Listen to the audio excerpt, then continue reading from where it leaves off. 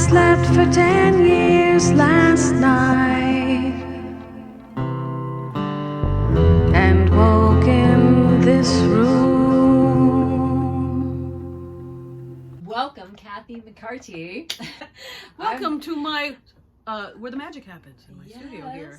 Yes.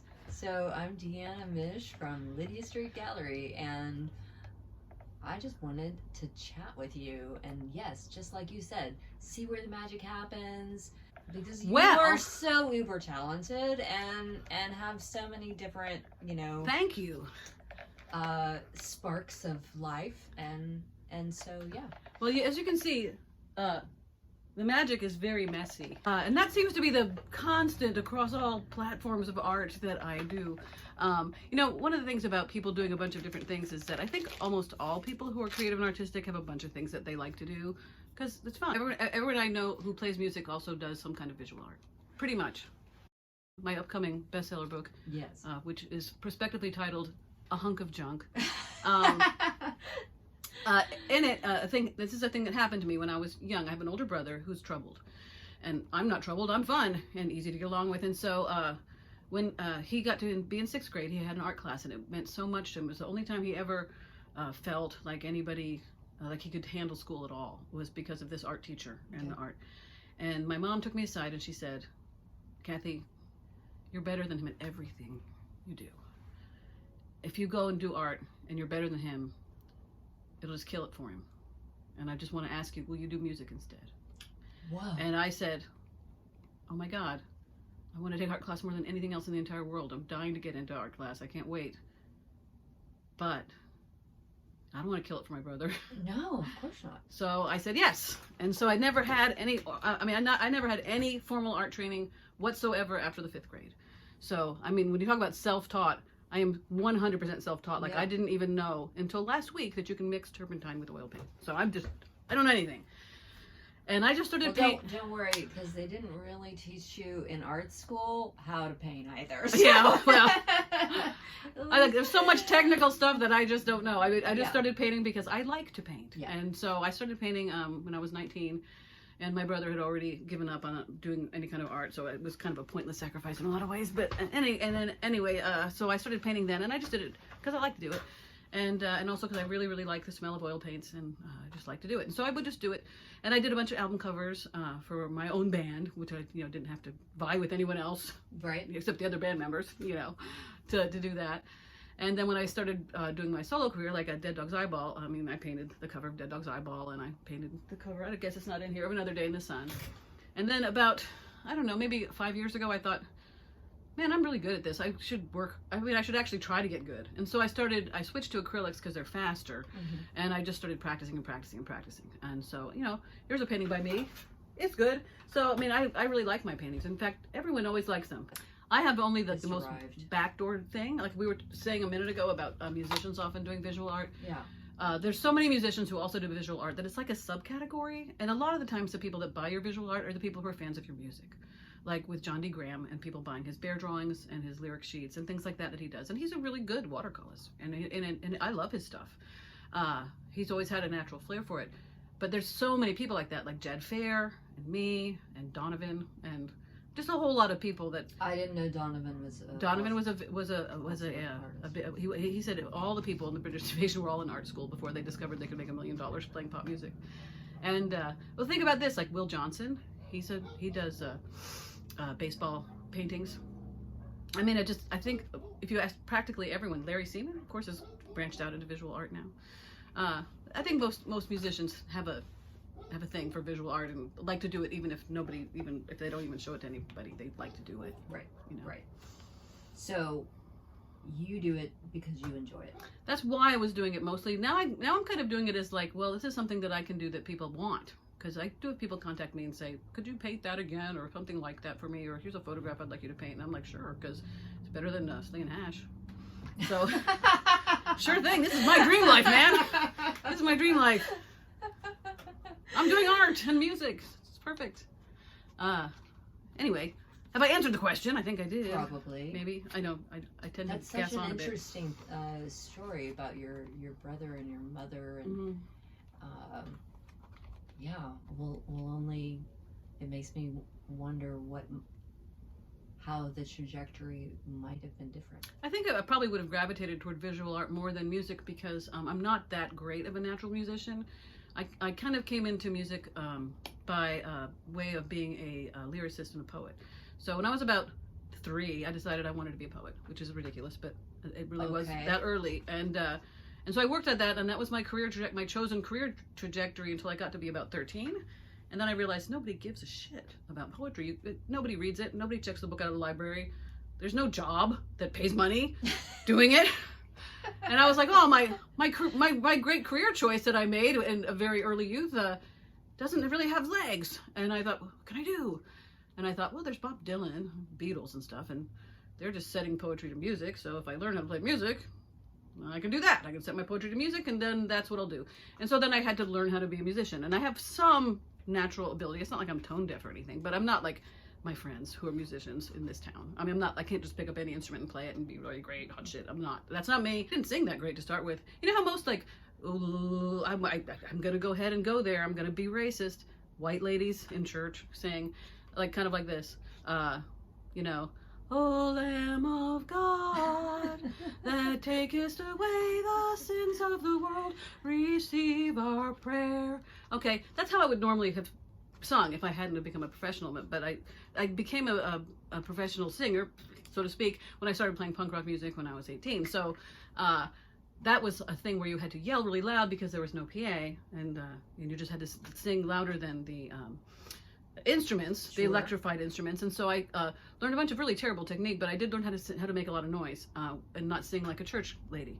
And so then I'm going to give you a little example. It might blow your microphone a little bit, but like say I was singing, it would be something like, let me think of a song that I used to do back then. My plane's leaving without me. I mean, really loud as you can. It's like Brian, my producer, used to call it tuneful yelling. So I learned how to sing like that, and eventually I got to the point where I could kind of sort of sing. I mean, like reasonably loud, and it sounds like singing. Like, as you may hear on my upcoming record, or perhaps on Dead Dog's Eyeball, which you're going to buy. But I never thought of myself as a vocalist. I'm not gifted vocally.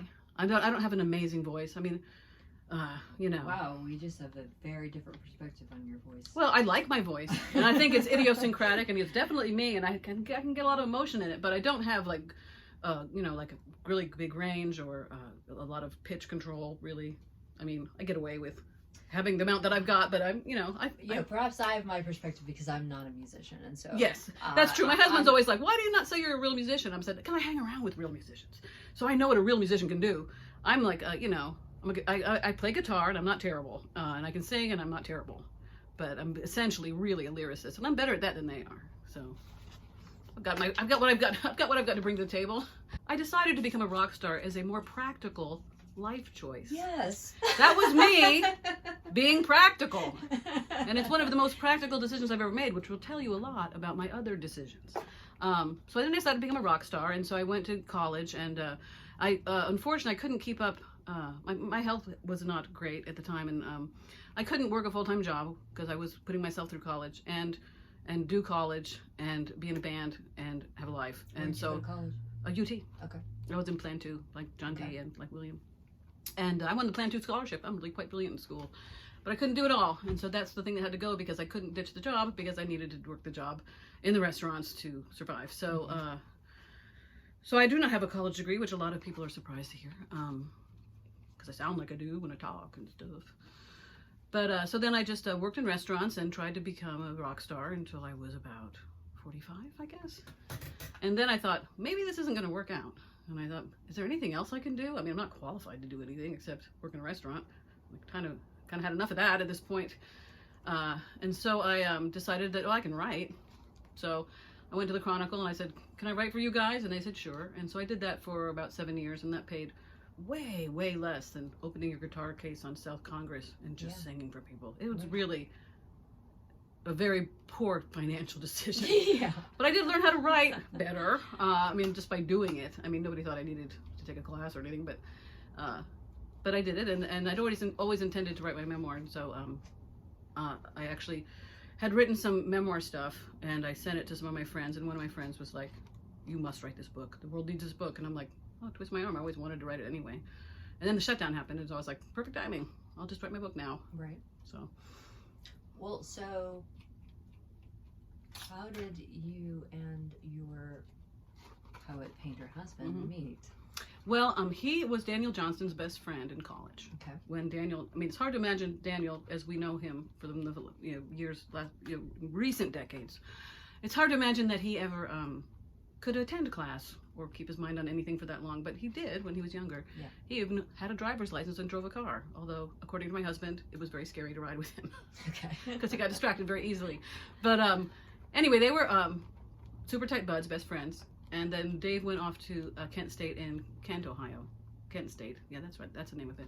And Daniel stayed in West Virginia. So Dave kind of kept going on with his life, but they still talked all the time and wrote letters and sent. Daniel used to do a thing where he would record letters on cassette tapes and send them because that's faster and easier.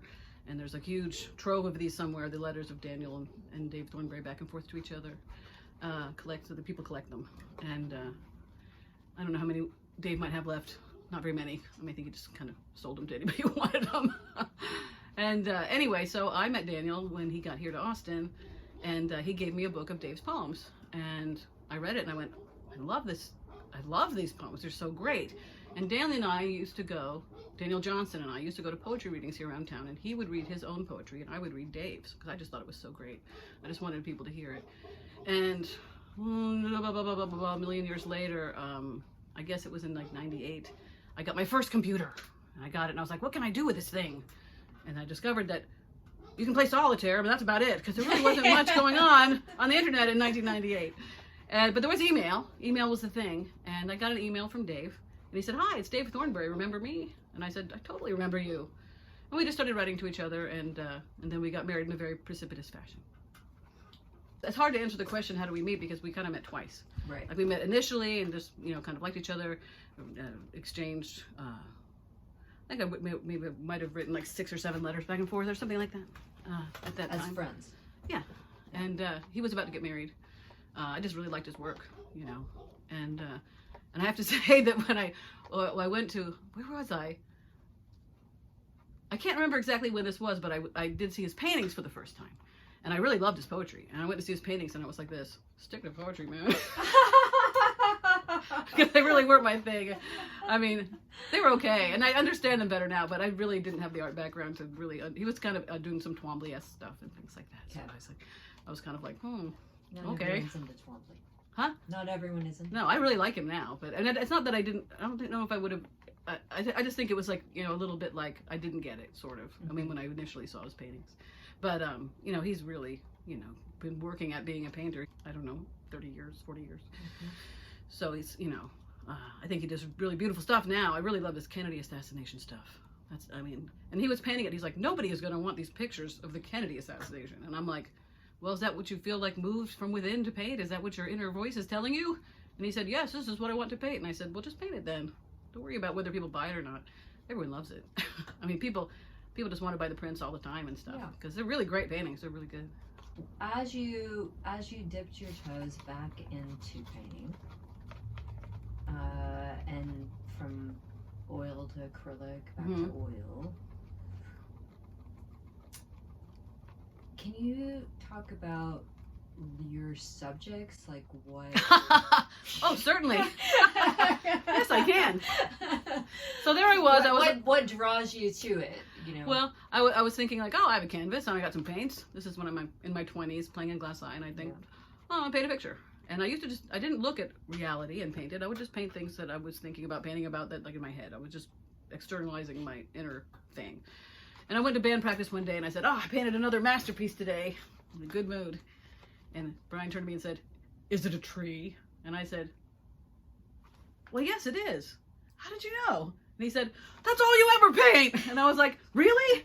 And I looked around at my paintings. I was like, you're kind of right. I mean, I painted one human head and like a flower, but pretty much these are all trees. And I was like, oh, well, I guess I'm the tree guy. And so that's what I always want to paint, trees. That's what I want to paint, was trees. And a lot of people don't have the patience to do every single fucking leaf like that. Oh, I shouldn't say that word. Pardon my French. But yeah, that's what mostly moves me to paint, is trees, and sometimes flowers, but definitely botanical in nature, until one day I was at the HEB of Broken Dreams at South Congress and Old Torf, and the grackles were there, and it just looked amazing. And so I got out my iPhone, and I took a bunch of pictures of the grackles, and when I got home, I went, oh, I love these images, they're so great. I would like to paint these.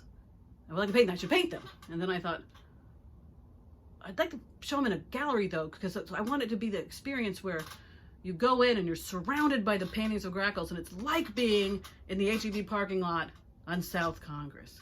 And so I had this idea in my head, but I knew that I wasn't even in a position, I didn't feel to even ask for a show anywhere. I mean, I've shown things at restaurants sometimes. Well, it apparently manifested. It manifested, right, and then you asked me to show in your gallery, and I was like, I can do my grackles finally. And so now I've kind of branched out in my subject matter from the trees to the birds. So what do the trees and the birds mean to you? Like, how do they speak to you? Well, I have face blindness, and I have it really, really bad. What do you mean face blindness? This is a neurological condition where you cannot recall what anyone's face looks like or recognize them the second time you meet them, or the third time, or the fourth time, or the fifth time, unless they have some outstanding characteristic, like this guy has red hair down to his ass. You're like, I'm pretty sure that's Carl, because how many people have red hair down to their ass? It's got to be him. But the whole face thing is just kind of like pixelated. But I can see people's faces when I look at them. I can look at a picture of someone and go, is that person handsome or beautiful? I mean, I can do that. I just can't retain any memory of what they look like when I turn away. I've never heard of this. It's actually quite a thing that's been in the news a lot lately, because apparently a lot of people have this, and they are just considered totally weirdos by everyone because they cannot do this thing that is really, really essential to human interaction, you know? So because of my lack of ability to recognize other people, and of course, if you can't recognize their faces, you can guess how good you are at remembering their name. Right. It's really bad. I mean, it's really, really bad. And a lot of people out there in the world who liked my band thought that I was unbelievably stuck up because I wouldn't greet them. And I would seem to have my nose in the air or something, but really I just didn't recognize them. And I tried to explain this one time because I was with Rich Brotherton when we were playing Irish music, and he was like, "You're so nice, but I don't understand. I mean, everyone thinks that you're so snotty and stuff." And I was like, "Well, you don't understand. People don't understand. When I look out at a crowd of people, I see a bunch of pink circles. That's all I see. Pink circles. I don't see who they are, so I can't say hi because I don't know who it is, you know." And I have, in times that I've tried to fake it, I have done things like gone to a party and introduced myself to someone I've worked with for 16 years, as though I had never met them. I mean, it's that bad. It's really, really bad. Okay. And I realized that it was really bad. I mean, not just like I'm kind of an idiot, like, oh, I'm a social fool. I have no social skills. What's my problem? I went to go pick up Brian at the airport, and he's been my best friend since he was 17, and we were in our 50s or 40s or something like that. And I didn't recognize him. And I went, that's weird. To not recognize your best friend at the airport. That just seems really weird. Okay. And then it started being in the news, and I was reading it, and I was like, oh, this is what I have. And then I took some tests, and it was like, you have it super bad. So I've had it bad. Okay. Like, I don't recognize who movie stars are in the movie. Okay. Like, I watched all of the Austin Powers movies. I never realized all those guys were Mike Myers. Okay. I thought they were different actors. Okay. So, back to my subject matter. I think I just really relate to the tree because I can recognize what they are. That's the wind up here, is that I can look at a tree and go, that's a Chinaberry tree. And I can be like, that's a pecan tree. That's an oak tree. I feel kinship with these beings because I can recognize them. I was not expecting that answer. Well, I have a tendency to go back. The only reason I'm fanning myself isn't because I'm trying to be Japanese at the moment. It's just because it's really hot in here and feels good. Try to keep it out of the frame a little bit. And so presumably similar with animals. Yeah, especially dogs, because dogs have different breeds. Although, I mean, I guess some people, like if I see two different corgis, that's a little hard for me to recognize which one is which. But in general, yeah, animals are much easier because they have much bolder markings, you know. Now the grackle, of course, people have a lot of feelings about grackles. Yeah, I didn't know what had happened to my car when I went to go get it on the UT campus one day when I was young. What happened to this car? They're like, well, grackles pooped all over it, and because my car had gone from like, you know, whatever color it was, to white. To white. It was just a white car, and I was like, huh? And they said you shouldn't park under the trees during this time of year. I'm like, oh, really? Huh. And so I didn't have a negative idea about them, but I wasn't like super into them or anything. I was kind of like, oh, I must remember at certain times of year not to park under a tree. Yeah. But I don't know. I just started noticing them more in, you know, the last decade, and especially noticing when they really, really get dense. Yeah. You know, because the HEB over there, it's like the movie The Birds. Yeah. It's intense sometimes. Yeah. So, and the day, I mean, the things that I'm painting for this show, the light and everything was just really striking. Yeah. And after I took the pictures, I showed a bunch of people, and they were all like, "You should totally paint these." I mean, it wasn't just me thinking that. And I think it's kind of nice. I think a lot of people, after cohabiting with something, well, let me go on to a little speech now about Texas. Texas is not a friendly environment for human beings. This is a very, very difficult climate. It's a hostile place. Pretty much everything either has a sticker on it or bites you. It's unbelievably hot, like the surface of the sun, and then gets super freezing cold. That really temperate weather that's pleasant, we don't get that much of it. We get, a few weeks here and there, but for the most part, this is a kind of place that makes you kind of tough. And if you see beauty in it, it's because you have like immersed yourself in it, and the scales fall off your eyes, and you can see the beauty of Texas. But I think a lot of people who might have heard that Texas was beautiful came to Texas, they'd be like, "Are you fucking kidding me? There's no mountains. There's no giant trees. There's no the flowers are this big. Everything. There's no soil. I mean, it's fucking hot. I mean, it's just, except for the water holes, the swimming holes. Yeah. Texas could be said not to be not that striking looking of place, and so I think that there's a certain fondness you get for things that torture you, or are unpleasant, that you have kind of grown fond of over time.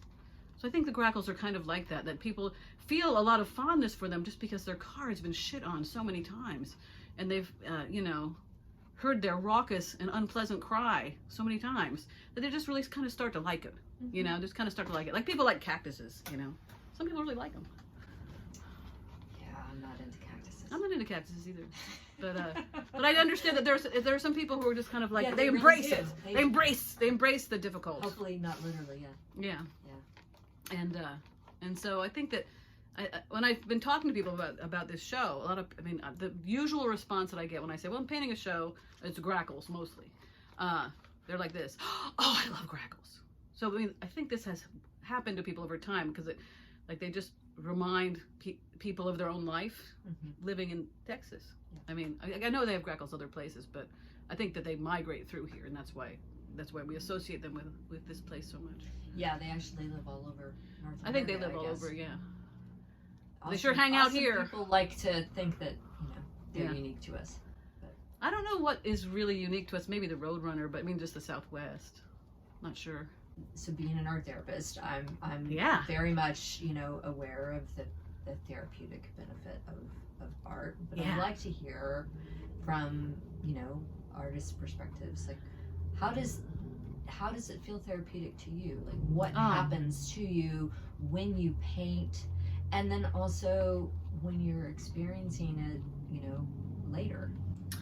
Well, I'm one of those really lucky artists, and I think that I might be the only one of like 3 of us in the world that I really like my own art. I never look at it and go, "What boring garbage," which apparently, from talking to my fellow artists and musicians, at least half of them feel like that almost all the time. Really? Yeah, people just really don't like their own shit a lot of the time. And especially visual artists, they'll make it and they'll be like, "I hate it." And so I'm always like, I usually make something. I don't always make good stuff. Well, no, Sometimes I I make. guess I'm number 4 here. Oh, good. I like I really like my stuff, and so I guess the question is, so when I would be doing it, I know that sometimes if you're in the act of doing it and you think, "Man, this is going really great," you might find out the next day, like, "This is not any good and I got to paint over it."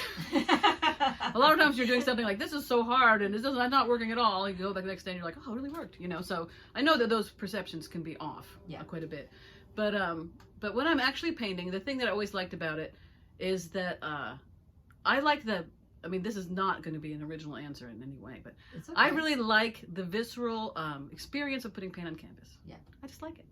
I just like the act. The tactile. The thing. I just really love it. And I love the way oil paints smell and look and feel. And it's been really fun coming back to them for this show because I decided to change my subject matter and my medium at the same time, at a short time before a really big show that I hadn't anything painted for. So that really wasn't the greatest decision, but I'm really enjoying it in any case, and I hope to have them ready in time. I'm working on it really hard. As you can see, I'm trying to do like a production line with all my washes and so forth.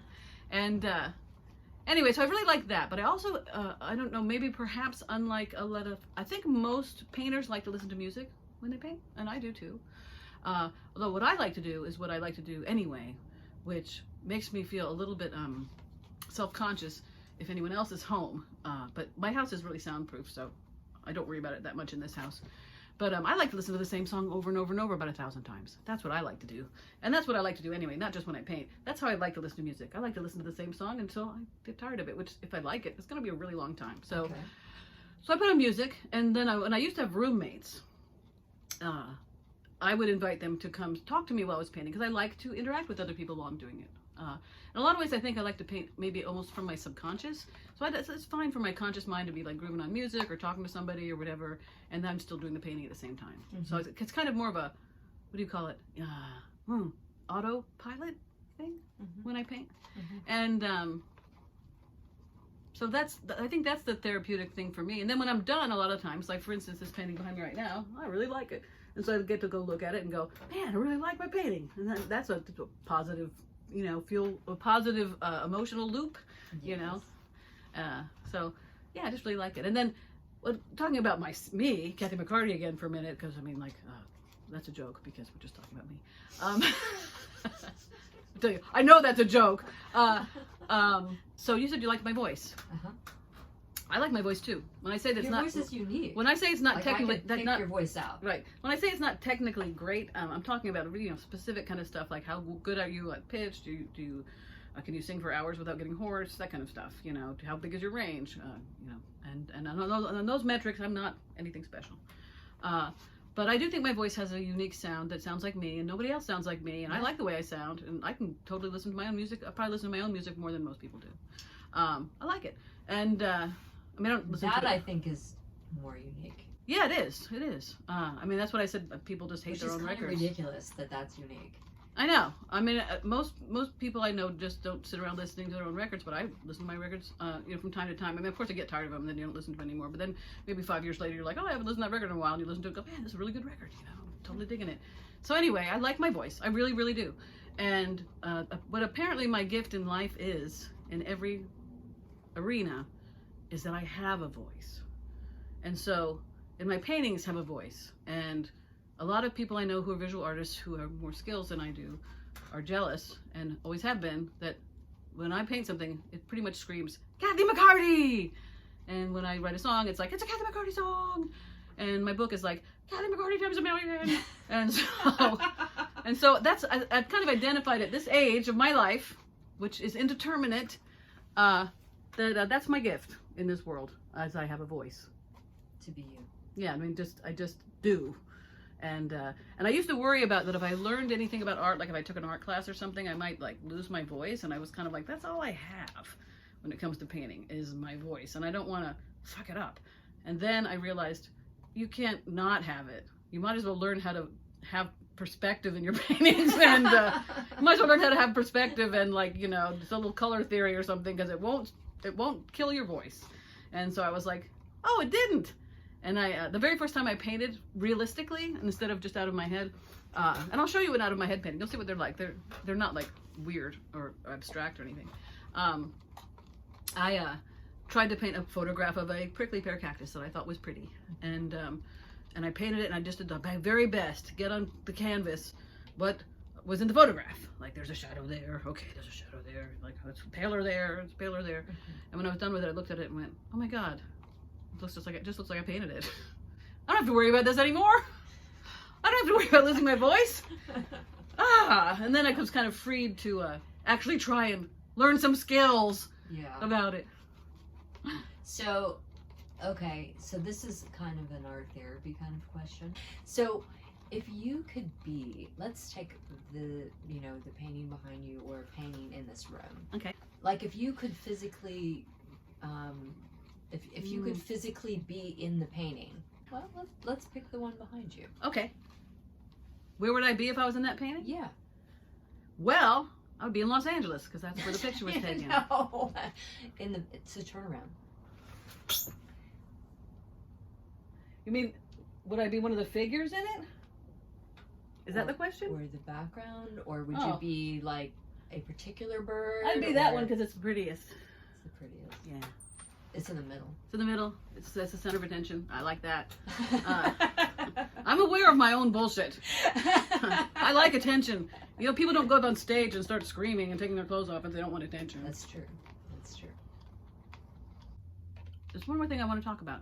This thing happened to me about 18 months ago, coming up on 2 years ago, where I started to change. And I wasn't sure what it was about. And at the time, I just found out that I was going to have a song in a movie. And so I thought maybe I was just really feeling, really stoked about that. In the meantime, the movie's bogged down because of the shutdown. And so it's not finished. And they might not even finish it ever. Okay. So it's not really the big news item it was at first. But it was really a big news item in my life that I might have a song in a movie. A recent song in a movie. And so I was really excited about that. And my behavior started changing. And I used to sleep like 10 hours a day. Because my health has always been a little bit crummy, I would call it. And I started sleeping like a normal amount. And then I started sleeping like, I don't know, I sleep about 6 hours a night now, which used to be, I would be dead. If I slept 6 hours a night, I would just be like destroyed the next day. But now all of a sudden it's like, it's fine, that's all I need. And I started having about 1 million creative ideas a minute. And, well, that's not true. I started having like 10 a day. Mm-hmm. Which for me was a lot. Yeah. And I used to write like one song every 6 months, and I started being like, I could write a song every day easily. And so it was like this big creative thing happening. And I was talking to John D about it once, and he said, I'm afraid you're in a manic phase. Like maybe you're some kind of really long-term manic depressive, and you were just depressed your whole life until you turned 58, and then like now you're manic. And I'm like, I know it seems like that, but I mean, I sleep great every night, and I don't feel insane, and I'm not being I know what that's like. Daniel was a manic depressive, and I'm not really like that. I just think I'm changing in some way, and this has continued, over the last 2 years, and I think I've put my finger on what it is. Okay. When I was 24, I was in a really bad car accident, and I got a really, really, really bad concussion. And after that, I remember feeling a lot dumber and brain foggy. And I would ask my friends like, I feel dumber. Do I seem dumber to you? And they'd say, no, you seem perfectly fine. And so I just didn't really worry about it. But I think what may have happened is that my brain may have finally healed. That's my going theory right now, because I'm just so much quicker and so much more creative, and I can see the big picture better. And don't you think that could be your age too? It wasn't like this is a different stage we are in life now. I understand what you're saying, and there might be part of that too, because you do sleep less when you get older, so that could be part of it. But I'm thinking more about like the creativity and the these. I don't know. I've never heard of that happening to people when they got old, particularly. I mean, I wouldn't just be the only one. I mean, most of the time. I mean, the way that most of the time people talk about things like being a poet, so you do all your good stuff in your 20s, and after that you're just I think coasting. That's bullshit. Well, I would hate to think that that's true, but I have to say that the records that I really like by a lot of people were made when they were younger. Sure. Sure. I mean, I wish it was different, but it's not true of everybody. But I don't know. It's like I don't know what has happened to me to make me change the way that I am, but I do really feel like I'm becoming more myself in ways that matter to me a lot, and it's very exciting and very fun. I think that's aged. I think that's like growing into yourself, and and at this time, like and particularly for women, like we don't really give a shit anymore. That's true, but in my case, I never did. I know. So, and also a lot of women are like, I've done raising these children and they're gone now, and so they're free. But I don't have any kids, so I didn't have that big change. Like that. Yeah, but that I mean, so that's about creation, and women have creation whether they are mothers or not. Yeah, but I wasn't very creative during those years, so I don't know. I'm not really sure what it is in my case, but it's definitely something real that's happening, and all the people that are really close to me in my life are like, yeah, it's happening, and we have various feelings about it. Although for the most part, because I seem so much happier, I think everyone's pretty thumbs up about it, Yeah, you're not manic. Well, I'm not insane. I feel perfectly sane. But I am experiencing things that when I was first experiencing them, I was like, what is this? Because it was just so unusual for me to have so many ideas. Mm-hmm. Like I could, you know that song in Hamilton, Running Out of Time? Why is he doing this, Running Out of Time? Saw Hamilton. Oh, it's super good. You should see it. It's really good. That's what everyone says. It is really good. I I super enjoyed it. Anyway, it's like in this song, it's like they're saying he just keeps on working like crazy if he's running out of time. And I feel like that. It's like, I can't possibly do all the things that I'm thinking of doing that I really want to do. And how much time have I got left here? Maybe 10 years? You know, it's like. I'd like to think even more than 10 years. I would too. But yeah, that could be. I mean, people I know are starting to pop off. You know. Say that again. People I know are starting to pop off. Sure. You know, and you're kind of like, oh, am I that age now? Where friends of yours are popping off from old age? You know. Or, you know, related diseases at this point. I mean, I don't think anybody my age is dying of old age as a thing, but you know. Anyway, well, I think that's really exciting to, you know,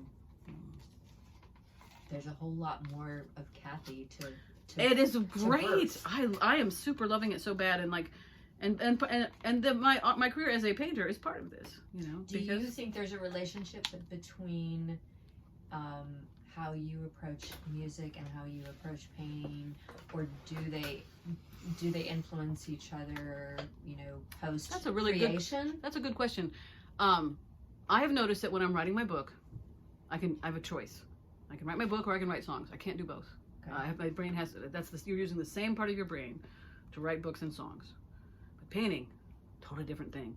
So you can bring painting into the mix, and it's like apples and oranges. Like if you're completely burnt out on trying to write a book or a song or whatever, you can come in and paint, and you know it's totally different. So it's a kind of like a vacation from the things that I actually do. I actually do. So I would say that. And as far as like, it all comes from my subconscious mind, right, or whatever. So I mean, sometimes things are related. Like sometimes you'll paint something that's kind of like a song that you've done recently or something like that. But generally speaking, they seem kind of separate. Especially since I mostly paint trees until now that I'm painting birds. And I do write a lot of song lyrics about birds, though. That's a fact. I've noticed quite a bit that my whole career I have used birds as a metaphor a lot of the time. Maybe that means these paintings will be better than any others. You know? They'll be the best ones ever. I'm sure. I wrote a song called Bird of Paradise for my new record, Apotheosis. And the name of the Apotheosis is describing what's been happening to me for the last 2 years. Me turning into a god, because that's what's happening, right? And I'm not manic. And there's a song on it called Bird of Paradise, and in it talks about little brown birds. And on my fan, they said little brown birds. I just thought I would. That's why I bought this fan, because it had the thing on it that is in my song. Excellent. I'm just a poet, painter, poet. I don't think there's one preference over the other. Apparently, I don't know, but apparently when I was a kid, I instead of talking, I drew. I would draw pictures of things that I wanted, or I would draw this and that, and so then I would talk after that. So I've always been drawing and painting and whatever. That's interesting. Yeah, you so were I just really using art as the language it is. Yeah, I just spoke through visual images as a kid. Yeah. Do you still have any of those drawings? No, God, I wish. That'd be so cool. No. What a lot of is going on with my visual art, and I think I'm the only one that understands this because I'm inside, and but to me they're the same. I know they don't look the same, they don't seem the same, they don't, but to me they're the same. Because what they are is my poetry is like little snapshots, and my painting is little snapshots. Right. So no, that makes sense to me. Kind of what they are, yeah. But it's because they're, visual and textual. If you can just see it as like a little peephole. Okay, a little peephole. Like what I see in that peephole, I take a little picture of. And so it's like the poem is that, or the image is that. That's why when I was a kid, right, the image part of it, just like once I could, You know, once I was verbal, say like kindergarten, whatever, then I could write words down. You know, I understood, like I kind of Helen Kellered it, and I understood, oh, this is a connection to this thing. Falling in love with words and images, kind of like that. So understanding, to me at least, in here, understanding that, you know, because the words to me were visual, right? They were visual things.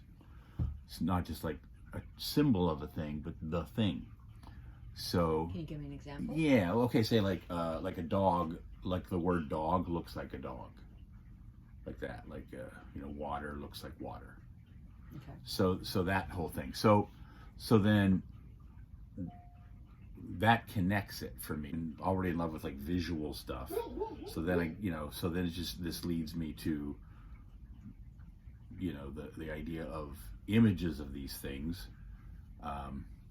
whatever that means, you know, just images of the world around me visually. So then that leads me to the concept of it. And really that's now kind of reflected in what I do, is like form and content stuff. So the idea would be, like, way back as a kid, was figuring out how to make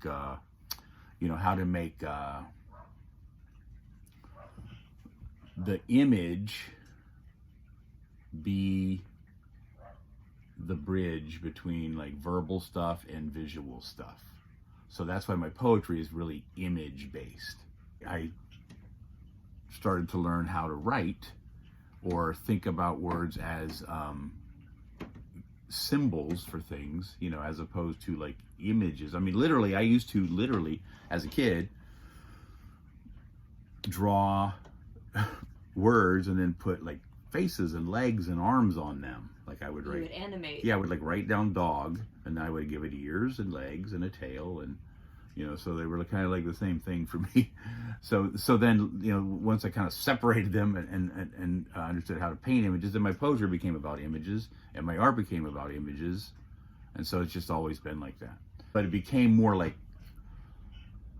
emotion based, you know, until I sorted, like in other words, there would be like Cy Twombly or any abstract expressionist. The idea of like just putting the thing on the canvas was the expression, and then like what was left after that was just kind of like an artifact, you know. The image and the action were like the same thing. That painting is one of them. Okay. From those days. But it became more about, later it became about, and this is where I've been for a while now, is understanding the idea of that's why I say the form and content thing. Like I finally sorted out the form and content thing. The form became the content. So I realized that I was more interested in the way things looked than their stories, even though I was still interested in the stories. So that's why, like, I'm, you know, very interested in the JFK assassination, right? I'm one of those people. Ranger down, bud. So then there's, you know, like 10 million images from them, right? And so, Really? oh yeah. It's in fact, it's been the most, November 22nd, 1963 is the most studied day in human history. I never knew that. Yeah, because it's just been dissected second by second, like what happened on this day. And so you go through those images, and only, you know, like 0.001% of them appeal to me because of their form. So the content matters, but then the form. So I finally realized eventually I was a formalist, and formalism means that I mostly care about the way a thing looks. And so that's why, So how do you bring that back to your poetry? yeah, right? Because the poetry is a way to paint a picture of the content part. So it's like a visual version of the part I'm ignoring with the form part. Over here, the visual work is all about how a thing looks. Over here, it's about what it's about, the content, with a little emphasis on how it looks, because the how it looks part is how you describe it. show don't tell. So do you actually, like, is there an accompanying poem for, you know, one David Thornberry painting? No, see, because that would be like writing a poem about a poem. Yeah, right? Because it's already done. Like the painting is a poem, the poem is a painting. Mm-hmm. They're not different. Like some things are just clearly a poem, and some things are so visual, so formal. What the color and the shadow and the lighter's doing, that's a painting. I mean, that's clearly an image that I have to, you know. But then other things like maybe it'll be a little more content heavy for me, a little more about what it's about, or what the story is, or the narrative is, just a little bit more, even though it's still got a visual element to it. So that's a poem. But it just comes that way. I don't decide about it. It's just, you know, it is that way. Your painting, how do you pick your subject? I mean, that's clearly a choice. Yeah. The content part of it is becoming less and less in the painting. Here's one of the things I've been doing in the past little while.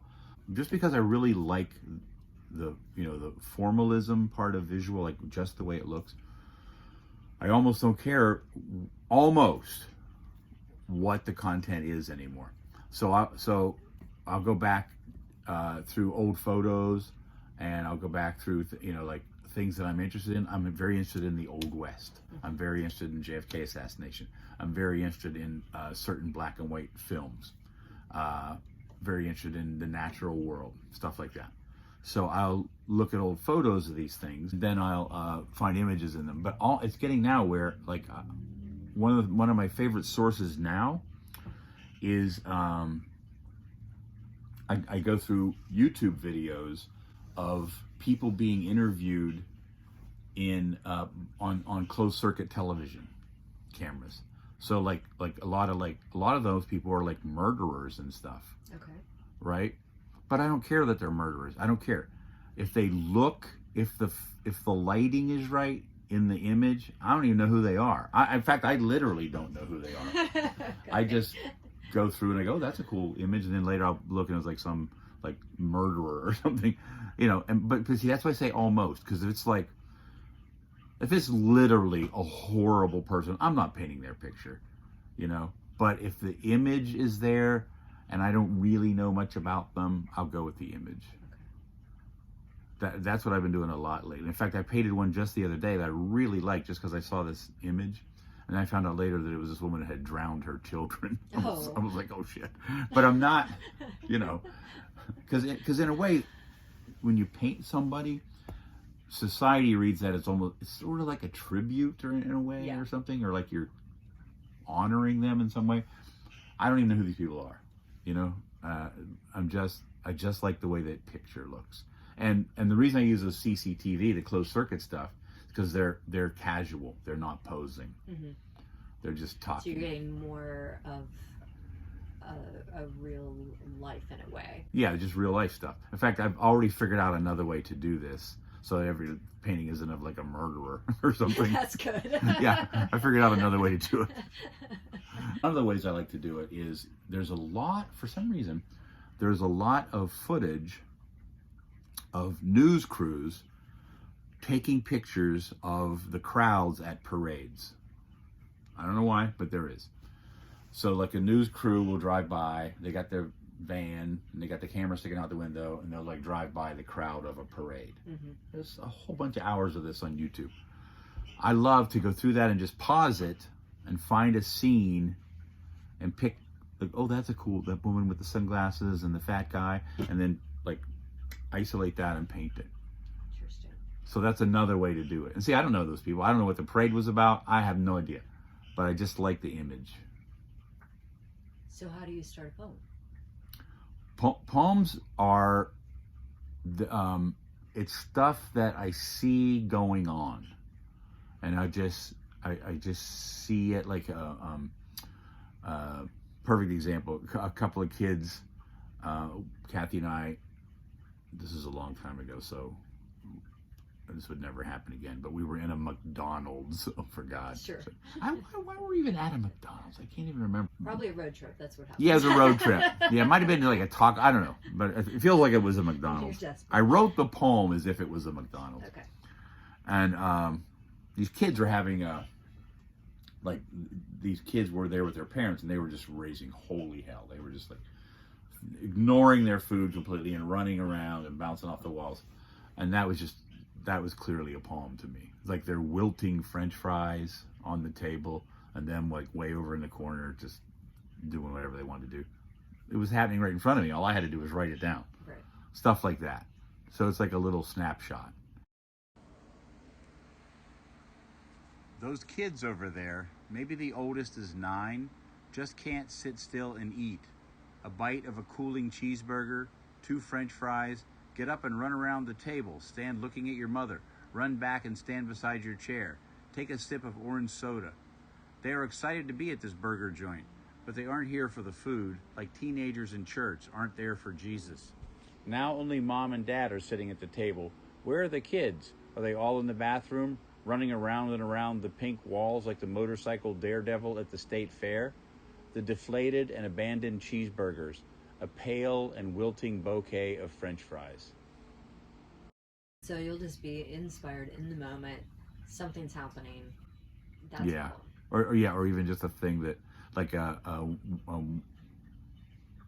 one time I was walking over here, and I saw it was like December, right? And I saw all these flashing red and blue lights. I was like, oh shit, no, it's an ambulance or something, like, you know, something terrible's going on in our neighborhood. Oh man, you know, I don't want to walk past this, and it's terrible. But it just turned out to be somebody's Christmas display. And I was like, yay, and that happened. So see, that's a little poem. Like Christmas lights, ambulance lights turned into Christmas lights. Yes. That's definitely a poetic moment. Yeah, so just like that. Walking traveler, December cold night. Up by the park, lights down the street, flashing red and white. I think, oh no, police car, ambulance, fire truck. But hey, Christmas decorations. And tiny little stuff, just tiny little stuff. Just exactly like just the fat guy in the parade crowd. Just a tiny little thing that I just noticed. It's not meant to be earth-shaking. It's just a little thing. Do you ever feel bad that you're painting someone without their permission at that instance?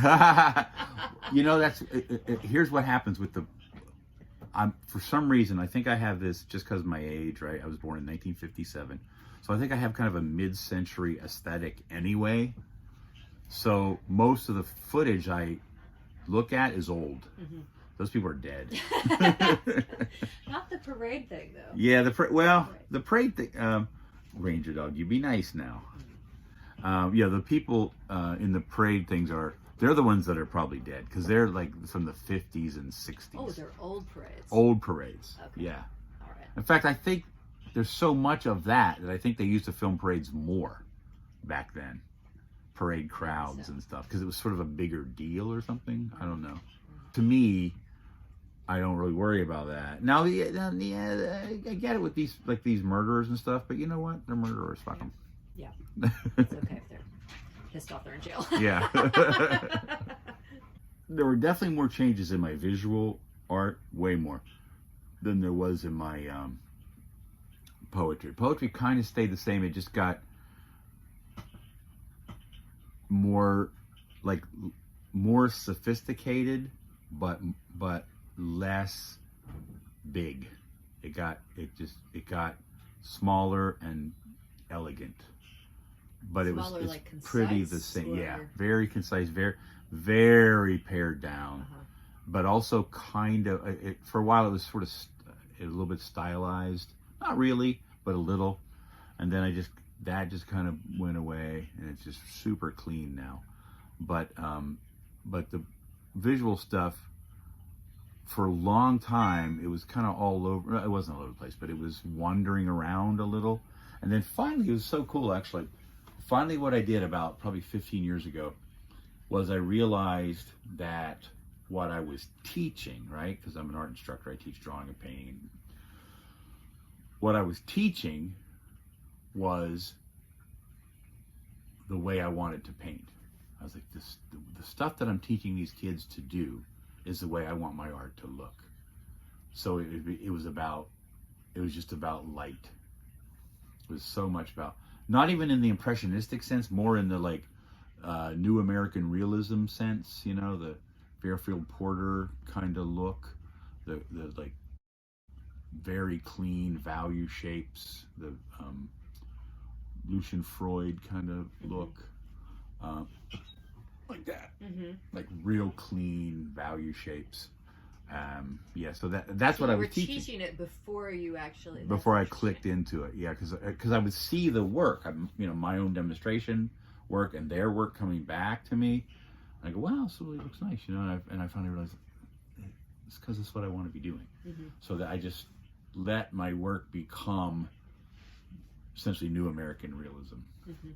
You know, the idea of what is the light telling you, and you can see where once you start doing that, like once it becomes, like once your painting becomes completely visual, what is this telling me? Your subject almost doesn't matter. What feelings do you get from your work? Either during process or after? Oh, well, making it is the best. There are 3 times in life when I'm relaxed. 3 times. When I'm painting, when I'm hiking, or when I'm asleep. Okay. And I don't even think of sleep, honestly, because I'm a very kind of watchful, fitful sleeper. When I like zero out and I just kind of like, I'm totally focused. It's like meditation for me. I can't meditate worth a damn, but I can meditate when I'm hiking a trail or painting. Also modeling. I do figure modeling, and when I'm doing modeling, I meditate.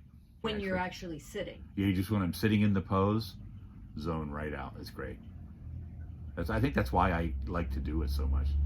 It's because it's so relaxing for me. Which relaxation time is gold for me. Well, it's really interesting because many people might not be relaxed while posing. Yeah, you wouldn't believe how easy and boring it is. People are so scared of nudity. It's so boring. It's so boring. Yeah. How about once something is done? Are there particular paintings that you like sit with and have different experiences with? Yeah, there's some that I fall in love with and I don't want to sell, and they're kind of all like that. But what I really want to do is get on to the next one. I get like a kind of an itch to get to the next one. That's actually what I was just doing before you came here. I was looking for images.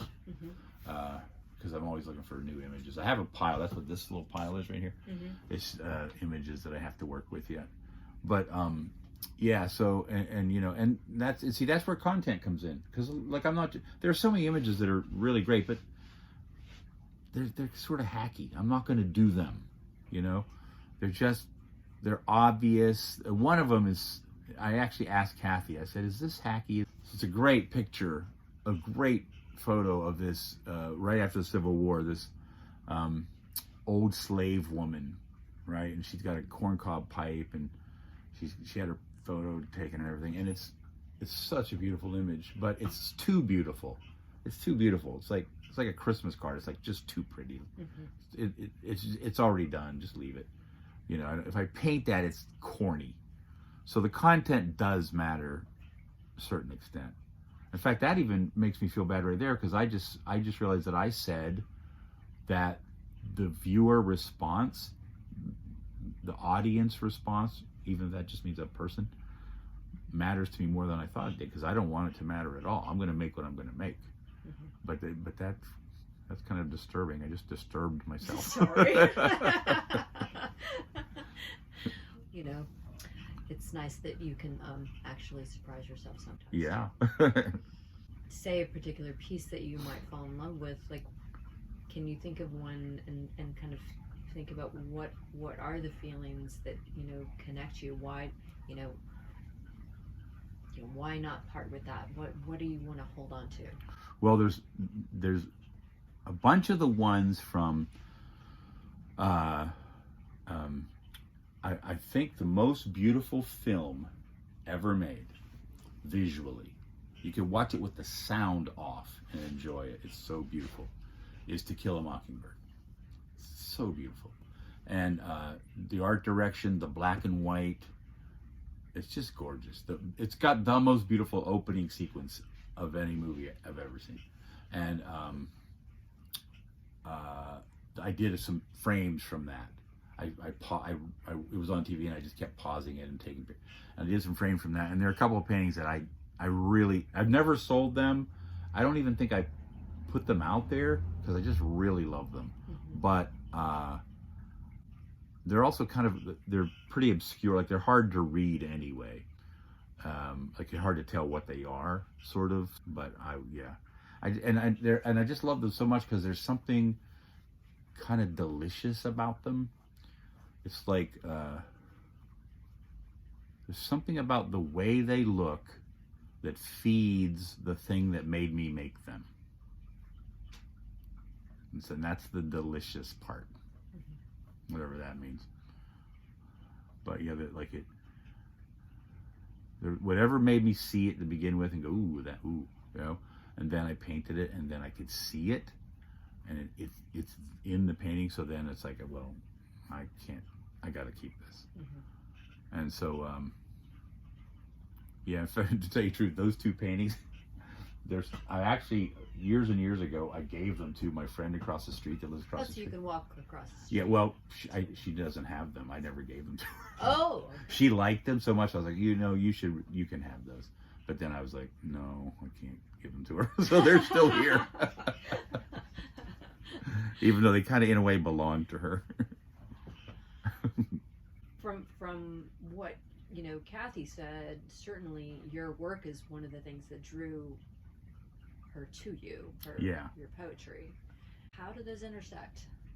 You and Kathy and your work. Yeah. Well, we both love language. I mean, like, DNA level love language. She and I both. So that's a huge part of it, in the sense that that's what drew me to her too. And so, you know, so she's a songwriter. Mm-hmm. You know, she's playing with language. I'm a poet. We're playing with language. And so we both just, there's certain literature and it's just like, it's sacred. You know, so that is where we really meet in the middle. Like every human being, I have a certain wretchedness about me, you know, like the worst of me that's out there. The best of me is my poetry. So that's what she saw there. And then, of course, later she met me, was very let down. But nevertheless, the best of me is my poetry. I really doubt that. Oh, well, she's settled. I don't know. Well, I have lots of things in common. In fact, just like 1,000 other couples in Austin, we're a creative couple. You know, we're both creatives. It's like, it's sort of hard to function in the real world. That's why everybody just stays in Austin, because you know, you're just like, it's sort of not the real world. So That's true. That's true. Yeah, so you can be creatives here together and not figure out that other stuff too much. She is in many ways larger than life. Oh yeah, I adore it. I think it's the best thing that ever happened to me. I still can't believe sometimes I get to be married to Kathy McCarty. It was like, you know, it's like living with all three Marx brothers. It's just like just like an ongoing show.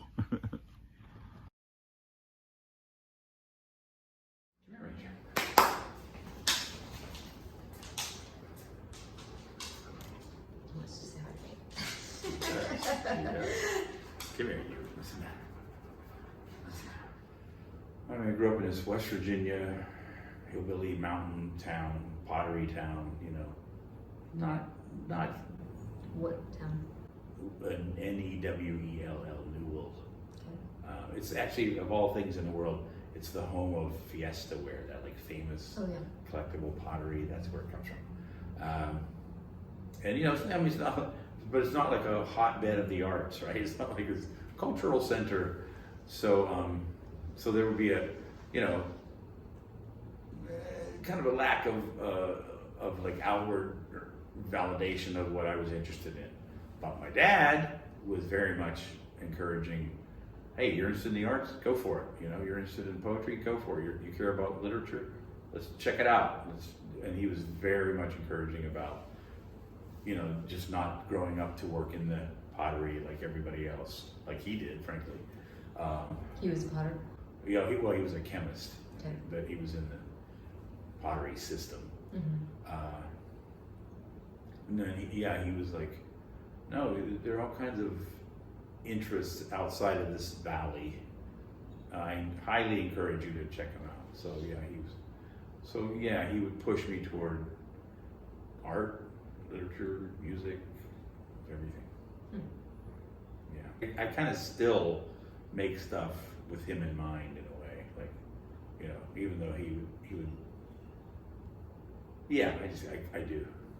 Growing up in that pottery town, you know, where Fiesta ware was, it's, you know, very colorful, really bright. It's all design. I think that got in my head.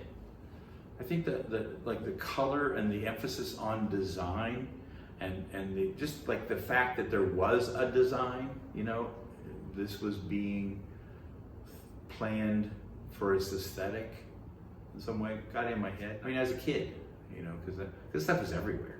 Everybody had it. There was a huge dump in the middle of town where it was like thousands of pieces of broken pottery all over the place, all different beautiful colors. And an image like that sticks with you when you're a kid, you know. Mm-hmm. So that kind of stuff. Not an ordinary little Appalachian town.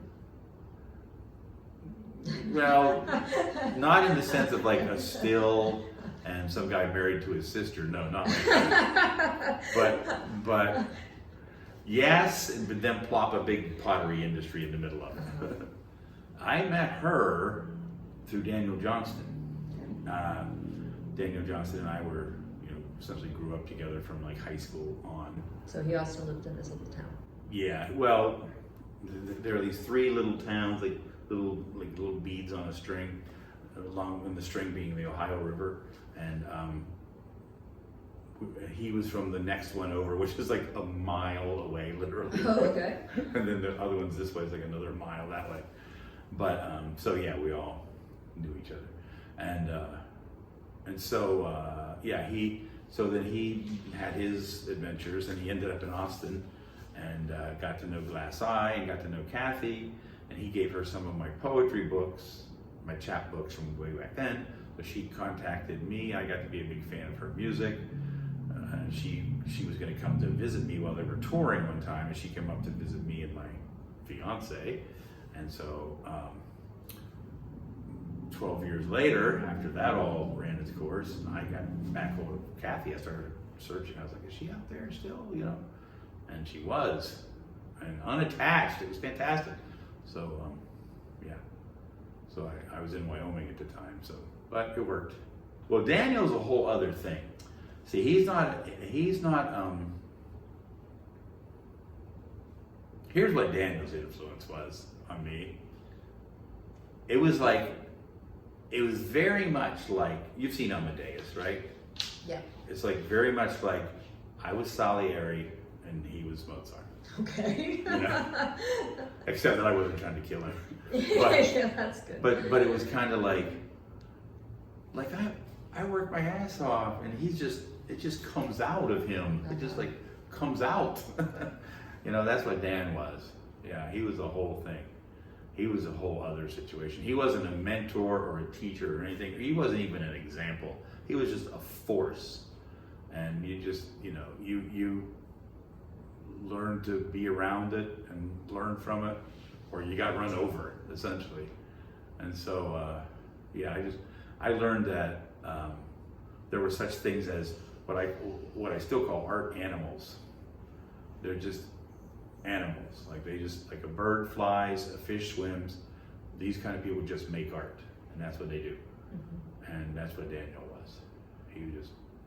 There was nothing, there was no hope he was ever going to be a citizen and a husband and a father. It was never going to happen. Whether he went mentally ill or not, it was never going to happen.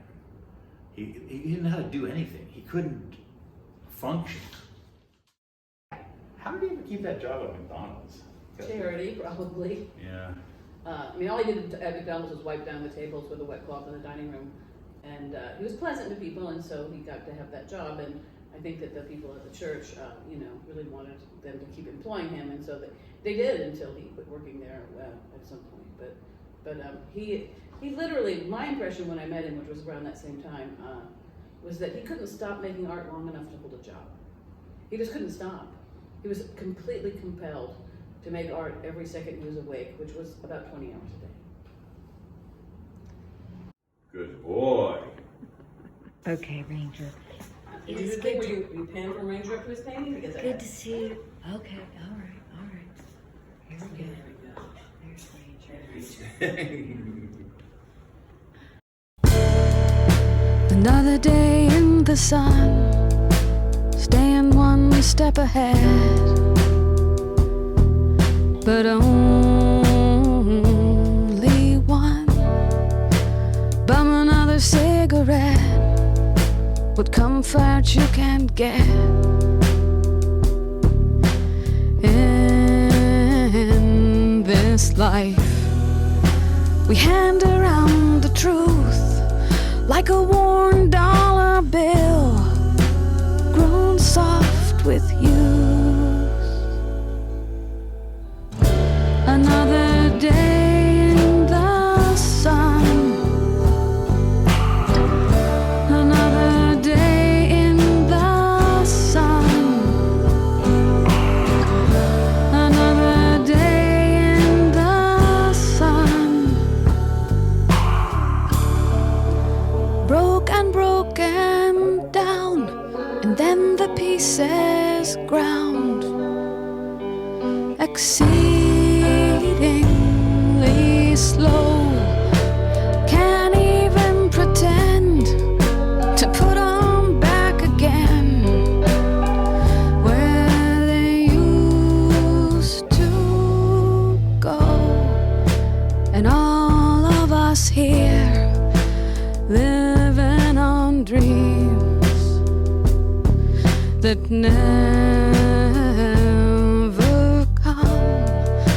Stand around the parking lot, loading out the gear, and with our eyes we hand around the truth like a worn dollar bill, grown soft with use.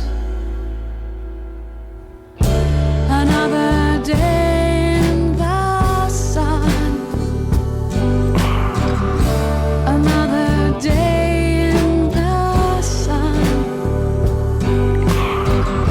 another day in the sun. Broken down, and then the pieces ground, exceedingly fine, till all that's left of it is ground into grit by the heel of time.